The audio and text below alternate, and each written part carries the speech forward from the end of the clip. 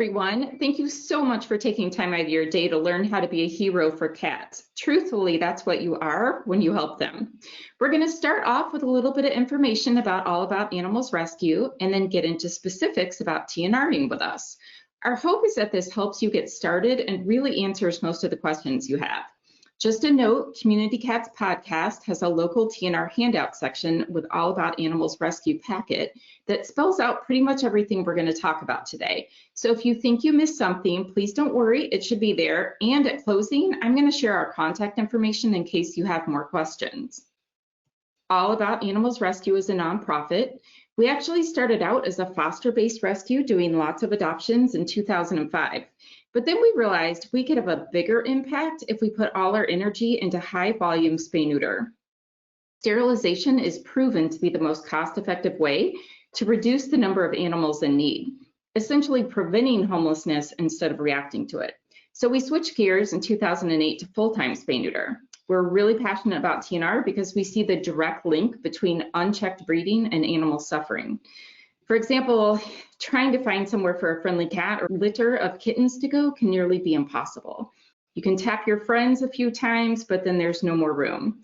If you call around to shelters and rescues 9 times out of 10, and even sometimes 10 times out of 10, the answer is no, they just can't take them.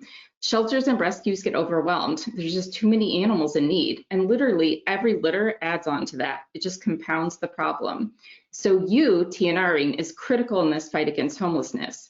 You're not only helping the cat in front of you, but many, many more. All About Animals has spay neuter clinics in Warren and Flint. We're called a high quality, high volume spay neuter clinic. We follow the Association of Shelter Veterinarians Veterinary Medical Care Guidelines for spay and neuter. We're modeled after the ASPCA Spay Neuter Alliance Clinic. By the end of this year, we'll have fixed about 350,000 pets, with around 60,000 of those going through our TNR program. Last year, we sterilized over 36,000 cats and dogs and more than 7,000 community cats. We subsidize about 42% of these surgeries in some way.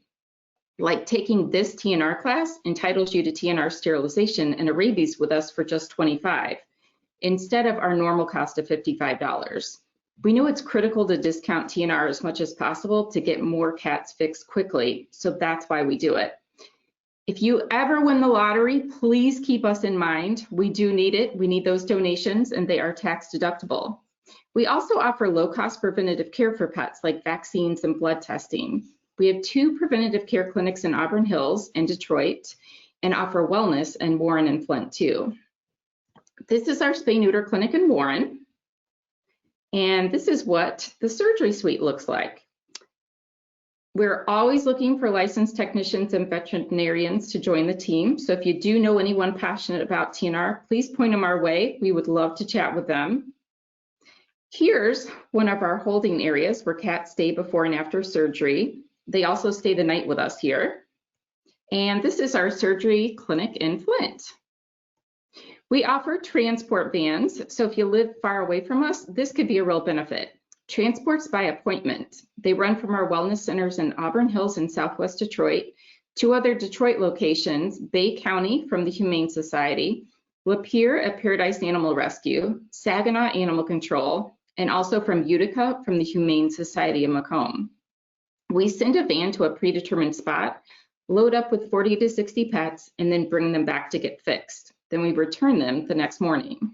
So let's talk about TNR Specifics with All About Animals. We're going to cover what certification means and how we can help you, how to borrow traps, what to expect on surgery day. I'm going to emphasize some important points that Brian talked about. And lastly, we're going to talk about some programs that could help you if you live in Macomb County.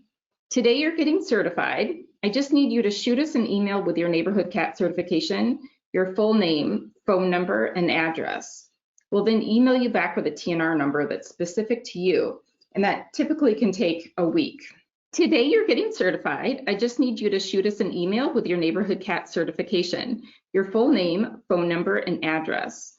We'll then email you back with a TNR number that's specific to you, typically within a week. You'll want to tell us that number when you check in for surgery. Your number proves you took the class and gives you a discount on TNR. Normally it's $40 for spay and neuter and $15 for a rabies vaccine. But since you're getting certified, we subsidize your TNR surgery. You pay just $25 instead of the $55 it costs. The TNR package includes all their anesthesia, sterilization, long-acting pain meds given at the time of surgery, mandatory ear tip, and their stay overnight. Now, there could be an additional $5 fee if they have live fleas. We can't have the fleas crawling around and contaminating that surgery site, so we give them a cat star. That will quickly kill the fleas for 24 hours. We fix both cats and dogs. They need to be a healthy 2 pounds and 8 weeks or older. And a lot of 8-week-old kittens don't quite make 2 pounds, but at 10 weeks, they definitely should. We offer services for a fee that you might want, like a distemper vaccine. Vaccines are $15. We offer dewormers, microchipping, blood work, feline leukemia and FIV testing, the feline leukemia vaccine, flea prevention, and ear mite treatment. Basically, if you think they need something, ask us, and hopefully we can address it. If you think they're injured, let us know and be very specific. It's a good idea to write it down on the check-in paperwork, as well as verbalizing it to us. There's a fee for the care, but depending on the injury, there's a lot we can do for them, like tail amputations or flushing abscesses. Sometimes it's as simple as needing an antibiotic injection, like Convenia, which is a 10-day course of antibiotics and just one injection. This way you don't have to try to sneak antibiotics in their food or hold on to them longer. Now, if money isn't an issue, think about adding a distemper vaccine to their care. It helps protect against all sorts of upper respiratory viruses. People argue that the cats need a follow-up booster in 2 to 4 weeks, which is definitely optimal, but 1 dose of a modified live vaccine can still do a lot of good. A microchip could come in really handy too. For example, if they ended up at a shelter or animal control, they've got a good shot at getting home. It could be years later, as we've seen from different news stories that you've probably seen on the news as well. The key with microchips is registering it and keeping the contact information up to date. Now, if they have fleas, it could be worth paying extra for longer acting flea meds on top of the cat star. That way they'll get more than just a 24-hour break from the fleas. We have topicals that last up to a month. Those are anywhere from $8 to $15. And then we also offer Bravecto, which lasts for 3 months and is $45. Bravecto kills both fleas and ticks. If money is an issue, the cats are definitely better off with you putting all your resources into making sure the whole colony gets fixed. You'll want it to be very clear at check-in what other services you want, because once they're awake, we won't be able to do anything else. Now I'm going to get on a soapbox for a minute here. Please do not use this TNR program for cats you know you're going to adopt out. We work really hard for donations and grants to make this program possible. And when a TNR spot gets taken by a cat that has a really low probability of breeding because they're safe in your house, it takes a spot away from the cat outside who really needs it, which then just leads to more breeding and more suffering. Traps. These are an essential item to your toolkit. Warren and Flint have the largest stock, but they may be available from our wellness centers in Auburn Hills and Southwest Detroit too. We loan up to 3 traps and dividers for up to a month at a time. If you need more than that, just have a conversation with us. We would be happy to loan them to you if you have a solid trap plan and if we have them in stock. Deposit for the traps and dividers is by cash or credit card. It's $75 per True Catch trap and $22 per trap divider. We also have a small number of Tomahawk drop traps for loan. We will not run your credit card unless you don't bring them back, and we will hound you about it, so there's no surprise charge. If you're not sent a statement, there hasn't been a charge. What we really want is the traps back. Without them, cats can't get helped. Also, please bring the traps back clean if you can. That's an enormous help to us. If you want to purchase traps or dividers, we can do that too, and we charge the same as what we loan. Traps can be borrowed or purchased anytime we're open. Brian mentioned making sure both ends are secured. Both zip ties or clips work great for this. You'll want to make sure you have them on hand because we don't always have enough to give you. Scheduling. We offer Walkin TNR, but there are times you may want to schedule with us, like if there's a specific day you need that's not a walk-in day, or you need to get more than 3 cats fixed at a time. For walk-in, you can bring up to 3 cats per person or colony. We offer 3 walk-in days a week in both Flint and Warren, which means you can get up to 9 cats fixed a week without an appointment. Currently, Warren's days are Monday, Tuesday, and Thursday. Walk-in in Warren is 8 a.m. to 10 a.m. with a 9 a.m. to 9:30 a.m. being preferred. It's less busy then. Now, Flint takes walk-ins on Tuesday, Wednesday, and Thursdays between 8:30 a.m. and 10 a.m. Their recommended check-in time is 8:30 to 9 a.m. It can still take a while, so please do be patient with us when you're checking in. Now, pickup from both clinics is 7:15 a.m. the next morning. Protocols are subject to change, especially with COVID. The best way to stay on top of any changes affecting TNR is to check our website on the Stray Cats tab at the top where the red arrow is pointing. To schedule for a transport from Auburn Hills, Detroit, or Utica, you can book online or contact the Warren Clinic by email or calling us. And for a transport from Bay City, Lapeer, or Saginaw, you can book online or contact our Flint Clinic. If you don't hear back within a couple days, I'd try contacting us again just in case the message was lost. Now let's talk surgery. You've made it to the big day. Each TNR kitty needs to come in a trap, 1 cat per trap. You'll want to bring them fully covered with a sheet or a towel. Covering is really going to help with their stress level. And if you notice they've soiled the trap, please take a minute at home to change out that puppy pad or newspaper. It could be hours before they're taken into surgery, and it's really stressful for them to stay in a dirty trap. If you can take out any food, water dishes, litter, that really helps us too. Now, no food in the morning, but if you've been trapping that morning, there's no need to worry if they've eaten a little bit. Don't forget to let us know if the cat has any injuries. At pickup, please check your paperwork for any notes we may have written you. If they're lactating, we're going to write that down so you can make that decision if you need to return or want to return kitty sooner. It's a good idea to keep your records too. Sometimes that's useful with animal control. Aftercare, in your handouts, there's a post-surgery instruction page. It's a good idea to read through before surgery. When you pick the cats up, as long as they're bright and alert, you can return the males that morning. Unless the female's lactating, we recommend 1 more night with you, and if they were pregnant, we recommend another 1 or 2 nights with you. The goal is for them to be bright, alert, and eating well before release. Bad weather can be a real concern, so be mindful of that. In winter, cats need a good shelter to return to. The females' bellies are shaved quite a bit, and it takes a good 2 weeks for hair to grow to at least covering that area. Everybody gets a green line tattoo, which we shave for, so even the males have some shaving. Warm shelter is even more critical then.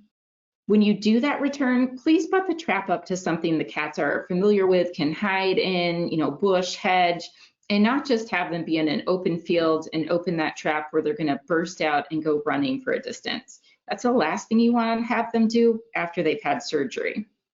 Now, puppy pads work great for bedding. The cats are inevitably going to go potty at some point, and puppy pads absorb liquid really well. If you notice lightly blood-tinged urine, that can be normal, but a lot of blood is not. Any concerns, just contact us. We do free surgery rechecks. If they need antibiotics or some other care, there may be a cost for that. Now that the cat is fixed and returned, everyone give yourself a high five. You have done something super fantastic for that cat. All community cats benefit from our continued TLC. So we're going to talk about that a bit. They need ongoing shelter and good food, and they also need our proactive protection. A good mantra is out of sight is out of mind. We've learned a good way to protect them is to make them as invisible as possible. So however you can hide and camouflage their shelters and feeding stations, we suggest you do it. When you feed, it can also make a big difference. Something else to think about are what backup plans do you have for your colony? What if you had to move or something happens to you? Is there someone else in the neighborhood that could take over their care? This could be a motivator to get to know your neighbors better. Brian already went over sheltering and feeding, so I'll make this brief, but I do love the idea of this bench shelter in the top left corner. It looks like it needs to be fortified with insulation, and the entryways would be better to be in the back. It would then be a perfect hidden shelter right in plain sight. No one passing that bench is going to know it's a cat shelter. The pink board you see is the best insulation you can make a shelter out of. You can get it at hardware stores like Home Depot and Lowe's. It has a high R factor for warmth, with usually 7 or 10, depending on the width. The wood helps protect the insulation, and the design, once the top is back on, has a great windbreak. So that just is the Mac Daddy of shelters. The white one you see, that's what we build at the Warren Clinic. We use big styrofoam coolers. In non-COVID times, we hold shelter building classes.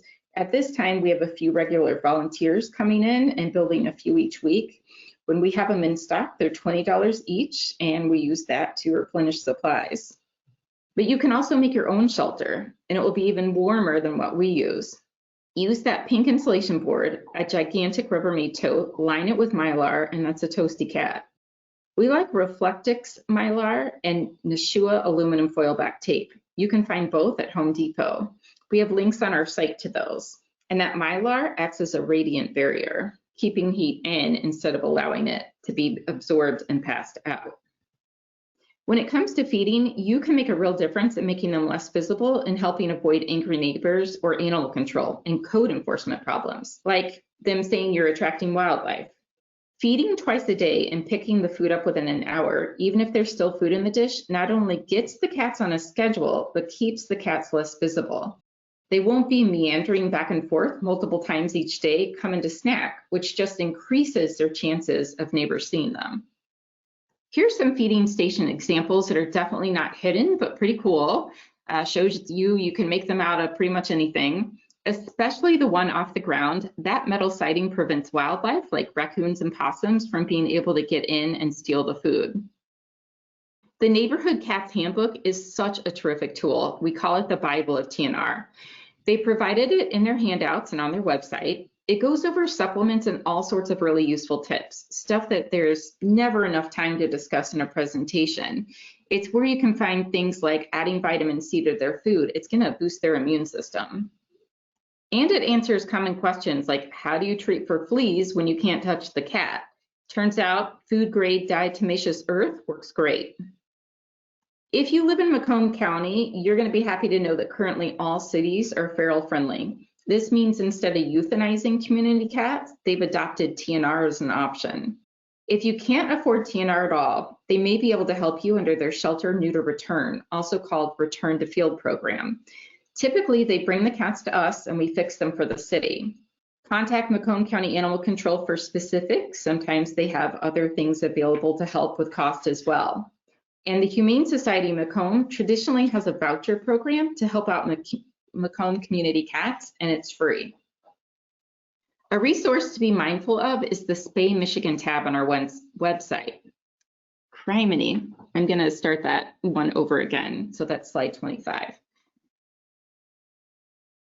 A resource to be mindful of is the Spay Michigan tab on our website. It's not exhaustive and some listing can be out of date, but you can search for low-cost providers in your area. If you run across a listing that needs updated, please do let me know. This concludes our TNR certification portion of the training. To get your TNR number with All About Animals for the certification discount, don't forget to email us with your neighborhood cat certificate, your full name, phone number, and address so we can email you your TNR number. You're going to provide this number anytime you bring community cats in. If you have any questions, please don't hesitate to contact me at cgarrett@allaboutanimалsrescue.org. And for TNR specific questions, you can email our TNR@allaboutanimalsrescue.org email. I just want to thank you again for spending time with us. We so appreciate you helping the cats. Thank you.